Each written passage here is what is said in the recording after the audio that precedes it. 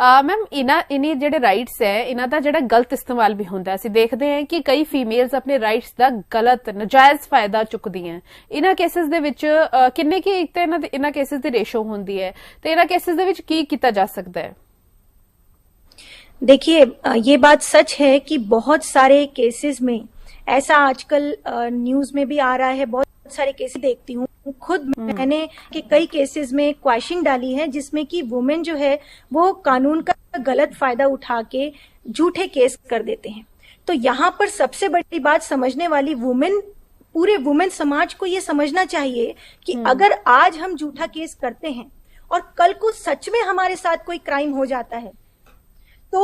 आपको ये सोचना चाहिए कि हम जब कोर्ट में जाएंगे या हम पुलिस स्टेशन जाएंगे तो इतने सारे जो झूठे केसेस को देखते हुए सामने वाला जो पुलिस ऑफिसर होगा या कोर्ट होगी वो पहली नजर में आपको शंका की नजर से देखेंगे। जब मान लो 100 में से 90 केसेस झूठे हैं तो 91 अगर मामला भी होगा तो उसको एक शंका की नजर से देखा जाएगा।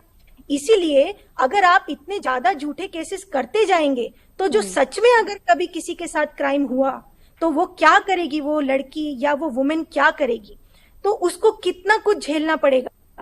पहले ये देखना पड़ेगा कि उसको किसी शंका की नजर से देखा जा रहा है, फिर उसके बाद से ट्रायल कोर्ट में जब ट्रायल चलेगा तो उसको यहाँ से सब हैंडल करना पड़ेगा। और इतने सारे जो झूठे केसेस जब कोर्ट तक पहुंचते हैं तो ये भी समझना बहुत जरूरी है कि कोर्ट का बर्डन कितना बढ़ता है। बिल्कुल, आप देखो, एडवोकेट हूं मैं, जब कोर्ट में जाती हूँ और मेरे पास कुछ रियल केसेस भी हैं जहां पे सच में विक्टिम के साथ में क्राइम हुआ है,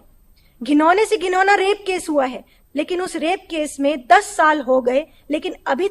तक है। और ये स्थिति क्यों है? क्योंकि उस कोर्ट में ऐसे इतने सारे केसेस हैं जो कि कोर्ट को संभालने पड़ते हैं।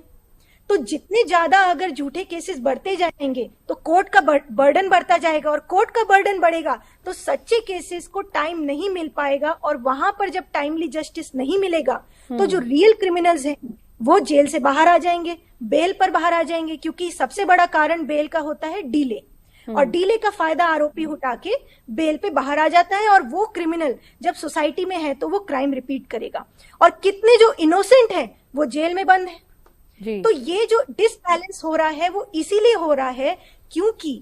सारी वुमेन जो हैं वो फॉल्स केस करती हैं। इसीलिए आज हमने ये बहुत जरूरी है बात करना कि जहां पे हम वुमेन इक्वालिटी की बात कर रहे हैं, जहां पे हम वुमेन राइट्स और वुमेन लॉज की बात कर रहे हैं, वहां पे हम ये भी अवेयरनेस फैलाएं कि फॉल्स केस नहीं करना चाहिए। फॉल्स केस करने से सिर्फ मेन का ही नुकसान नहीं है, उसका इनडायरेक्टली नुकसान वुमेन को भी है, और हर वुमेन को उसका इनडायरेक्टली नुकसान एक ना एक दिन जरूर आएगा। इसीलिए ये फॉल्स केसेस नहीं करने चाहिए, ये वुमेन को समझना चाहिए। और जो मेन हैं उनको ये देखना चाहिए कि अगर आपके ऊपर फॉल्स केस हुआ है तो आप घबराए नहीं, कानून में ये प्रावधान है, आप